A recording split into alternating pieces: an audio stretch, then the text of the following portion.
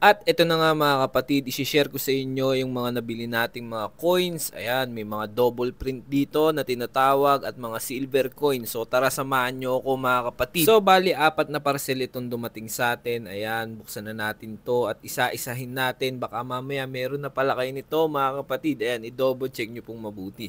So marami pa po tayong parating na parcel. At syempre mga kapatid, isi-share ko sa inyo. Ayan, ito yung mga medal mga kapatid ni Jose Rizal. Ayan, baka meron kayo nito.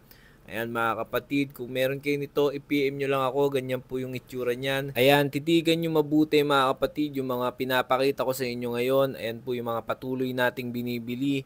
At syempre mga kapatid, marami pa po tayong nabili. Abangan nyo po yun, mga silver coins galing Pangasinan. Ayan, shout out sa lahat ng mga mababait nating seller. Ayan mga kapatid, ito pong pinapakita ko sa inyo, 5 piso commemorative coin. Ayan po.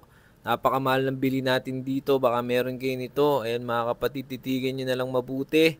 Baka meron kayong kapareho na ganitong barya dyan sa inyong mga cabinet at sa inyong mga baol. Ayan, binibili po natin to. Ayan, mag-PM lang kayo sa ating Facebook page.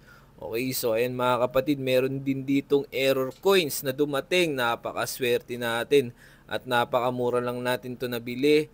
Ayan, galing ito sa ating kapatid na kolektor.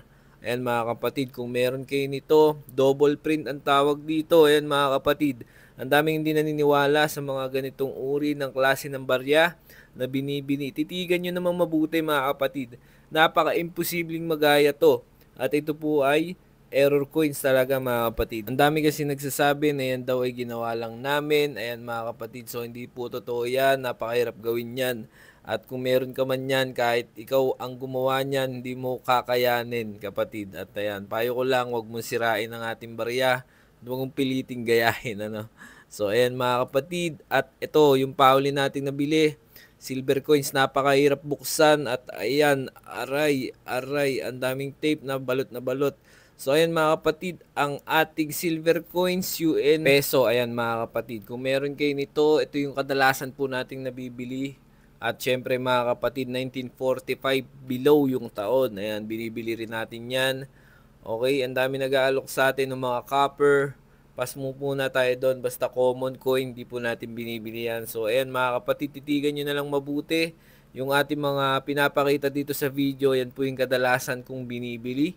At syempre mga kapatid, i-message nyo agad sa akin yung litrato. Kung gusto nyo nga mapansin agad mga kapatid. Dapat kasi tugma mga kapatid yung mga inaalok nyo. So kapag hindi po tugma, ayan, ay set pass na lang po muna sa mga common coin. Okay, so pasensya na po sa lahat ng hindi natin na-entertain. Auto pass po tayo sa mga common coin. Maraming salamat po.